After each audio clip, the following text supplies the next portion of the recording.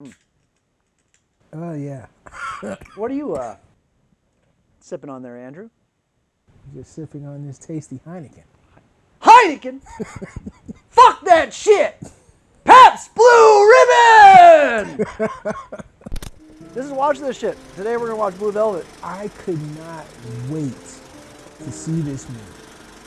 After the way you tore Gladiator apart. I had my pen, I had my paper, I just wanted to tear this movie apart. And I couldn't do it. Not because it was such a great movie, but because I was literally sitting there watching the movie just writing, what the fuck, all over my paper. I should talk a little bit about David Lynch. And Okay. I am a huge David Lynch fan. Lynch is very much into meditation, guided transcendental meditation, and that when you do that, you have these mental experiences. And he takes all of that and he puts those things into his movies. I think this is one of his best crafted movies. And in terms of storytelling, I feel like this is perfect story structure. Act 2 begins at exactly 30 minutes into the movie. In the middle of the movie, at exactly 1 hour, this movie is one frame less than 2 hours long.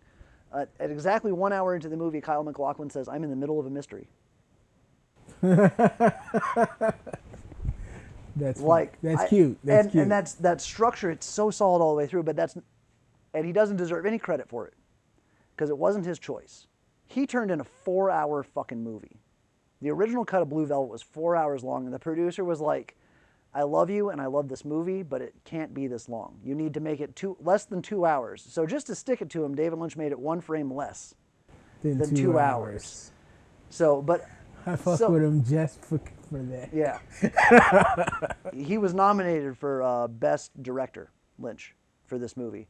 And David Lynch, the director of Blue Velvet, was nominated by the Academy, as in the Academy Awards, for having been the best director. This was up against Platoon beat it. Oliver Stone. And it was one of the funnier live television moments I think I've ever seen, where they cut to David Lynch and they have him in his little window and he's got a piece of blue velvet. He's got that piece of blue velvet in his fucking mouth. The protagonist's father. Mm-hmm. At the beginning of the movie, he's just watering the lawn.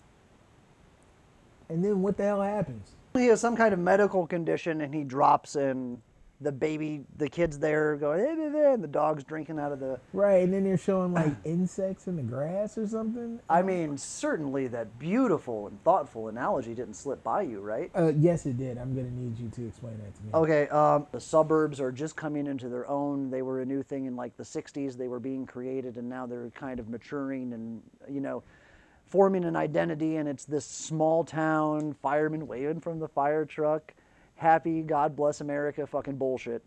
And underneath all of that, no matter what you do, no matter how much you gussy it up, no matter how pretty your fucking world is, there's always this undercurrent of fucking just darkness. And I think it's deep and beautiful. I don't know about all that. Lynch is a master of visual storytelling, and you see it over and over and over again. And there are a lot of parts in this movie where Kyle MacLachlan walks from the light to the dark. And it's always when shit's about to get heavy. And so there are all these visual cues that Lynch gives you for what's happening instead of beating you over the face with exposition and saying, here's what's happening, here's what's happening. You have to be watching the movie and thinking about what you're seeing. 6 minutes in, you get your inciting incident. Like, he gets it rolling right away. He finds the ear in the field. Right. First of all, this has got to be the happiest detective I've ever seen. That's a human ear. Like, right. And then he's like, come with me while I'm doing my detective job. So I think in the 80s, a white guy going into a white police station in a white neighborhood, and I mean, there isn't any animosity to be had. And then he goes to the cop's house, and then he walks out the cop's house, and the daughter sees him walking down a block, and I'm like, and she starts talking to him about the ear. I'm like, everybody knows about this fucking ear? Like, what kind of police work is this guy doing that everybody knows that there's a fucking ear just floating around the town? Mm-hmm. I want to know what was up with the cutscenes to the trees, which then changed into cutscenes to the candles. This is a dream sequence you're talking about, right? Oh, okay. No, like I just noticed he wakes like, up and at certain points there are like segues in between scenes where it's like just a candle in And- darkness and you see the wind blowing the flame. but you hear that Right. like, and that's Okay. again that David Lynch thing with the insane sound design and extreme close-ups, which you see other directors do now. Like that's bid a lot now. And this fucking guy, McLaughlin, he's walking down the block with this chick. Mm-hmm. And then all of a sudden he does a chicken walk. And I'm like, They're- fuck out? Like, dude, what chick is falling for this kind of game in any time period? Their relationship is intentionally hokey for contrast to how extreme His and relationship- emotionally fucking wrecked his whole thing with Dorothy is. Isabella Rossellini is a fucking boss. Like this is a killer ass performance she turns in here, and this is her first movie. Before this, she was the girl from the ad for whatever the fuck. When she comes home and takes her wig off and goes down to the bathroom, and you stay down at the end of the hall, and she's way out. I mean, I feel like that inspired Marilyn Manson's entire career. I feel like everything he probably did, he was like, I want to be like this woman in this scene for the rest of my life. Frank Booth Right. is probably my favorite movie villain of all times. I don't know who's scarier and funnier. You don't ignore Frank. Feel my muscles! Feel them! I don't think you get anything on that level again until Kingsley does Sexy Beast. I just don't know from left to right. As far as him being a villain, yeah, he was definitely out there. He was definitely off the wall. You know what a love letter is, fucker? It's a bullet from a fucking gun, fucker! He's just rabid, and there's nothing you can do to stop him. And the deeper in you get with him, the more control he takes. I mean, and this is what I could say. Dennis Hopper, he was off his shit. Because one minute, she calls him baby, and he's slapping the shit out of her. I'm daddy. Seconds later, she's on the floor, and he's acting like a baby, wanting to, like, I can't even explain it. Like, this shit was so weird. Lynch apparently was laughing hysterically off camera the entire time they're shooting that scene. And you think about like how grim it all is, and that seems really cruel, but it's pretty fucking funny, and I think it's supposed to be funny. I laughed when I watched it. When he says it's daddy shithead, I laughed my ass off. So I was watching an interview with Dennis Hopper, talking about this movie and how Lynch originally wanted it to be a helium tank, so that he would do that, and then when he shouted those horrible threatening things, it would be in this voice. You fuck! You fuckers fuck! You fuckers fucking fuckers fucks! No, like him huffing helium, that's, just the thought of that is funny. Where I'm stuck on is people huff nitrous when they're what? About to come. What? That's why they sell it at sex shops. It's Laura Dern's speech, which apparently is a director trademark. I hadn't ever picked up on this, but in every single one of his movies, somebody has a speech where they talk about a dream they had. I had a dream last night that the robins came down. Watching that scene made me want to Frank Booth her. Don't say love, fuckhead! I just found it funny that it was a Friday night, and he's like, you know, it's a Friday night. Do you have a date? Like Friday night's the official date night. And she was like, yes, I do. I'm like, of course she has a date. It's a fucking Friday night. That whole conversation when they were in the bar watching Dorothy perform, which, by the way, was the second worst stage performance I've seen since Citizen Kane. Just the whole conversation about beer. Mm-hmm. Like, the only thing missing from that conversation was High Life being the champagne of beers. that was Which it is. As far as I was concerned. It was supposed to be uninspired. It was supposed to be hackney. It was supposed to not come from her heart because she's not into it because Frank, she just wants to die. Blue velvet. And you just find a stranger in your closet and then decide to give him head. Like, that's when I didn't know what this movie was about. Like, it turned into an instant porno movie. sex and violence and control. Cycles of sex and violence and control. She's being controlled sexually and violently, and as soon as she has an opportunity to control somebody sexually and violently, it's very gratifying for her. She's living on the other end of the stick for a change. On the other end of the stick. I was just looking at the characters.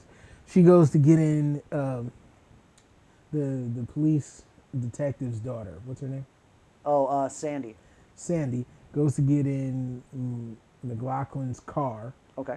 And before she gets in the car, first of all, I was wondering who her boyfriend Mike was, because she kept talking about him, and then you don't see him till damn near the end of the movie. Yeah. But she's talking to her girlfriends, and then he pulls up, and then she's about to get in the car, and she turns back, and she's like, it's not what it looks like. Really? Because it looks like you have a boyfriend and you're getting in somebody else's car because you're about to be somebody's whore. That's what it looks like. And at the end of the movie, you're telling this guy that you love him, so apparently something was going on. And yeah, I understand the campiness made it, the contrast between relationships. Still, you call a spade a spade. It's campy. Yeah. It's campy, and the parts of it that are campy are campy because he's also going to throw some horror shit at you. And the whole thing is about the essence of human nature and how we're all weird and sick and twisted and broken. And no matter how much we dress ourselves up and paint our fences white and make sure our roses are the prettiest roses, we're still all imperfect creatures, and there isn't any way around it. So I really sat down to give this what for. Like, I was going to dig into this movie because I've watched it a lot of times. I really wanted to dig in, and I really wanted to analyze this, knowing what I know now versus what I knew when I was in high school, and I couldn't. And the reason why I just kept watching it. I couldn't think about it. I couldn't analyze it. I couldn't dig in and get to the core of the thing because I was just, as soon as it came on and as soon as they get to the whorehouse, I'm in. As far as notes go, again, I couldn't keep good notes on this movie. I kind of failed whatever audience we might have. Yeah, I can't even argue with you on that one because I already told you every 3 to 5 minutes I just kept writing what the fuck. Yep. Yeah. Because it's not the most accessible movie, and that's another reason I love it as much as I do. Is I don't like being intellectually insulted by a movie that I'm watching, and especially a movie like Boys, which if it weren't for all the preaching and a couple of character flaws with the main character, I think it would have just about been a perfect movie.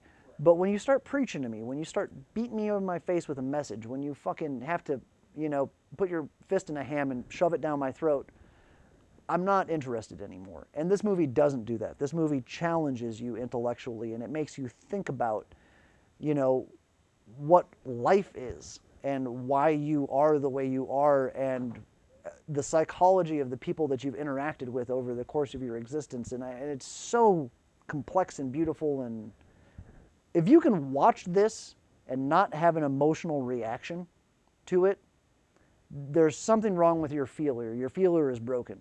You're probably a sociopath. You've probably killed people. Is what the fuck an emotional reaction? Yeah. Okay, well then I'm Shock. Good. Okay, I'm good. You know about movies and films. Mm-hmm. I just happen to like watching. Mm-hmm. So if you listen to everything that he said, then watch this shit. As far as I'm concerned, I give this a what the fuck. Absolutely. That was our review of Blue Velvet. I don't like calling it a review. That was our conversation about Blue Velvet. Yes. Because review makes it sound like we know more than we actually do. Yeah. Conversations. I like that. That was our conversation about Blue Velvet. Yeah.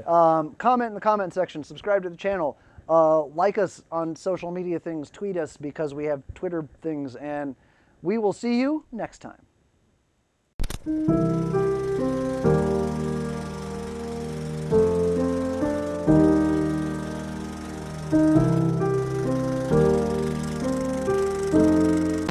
I can go back to my life in Squaresville anytime, baby.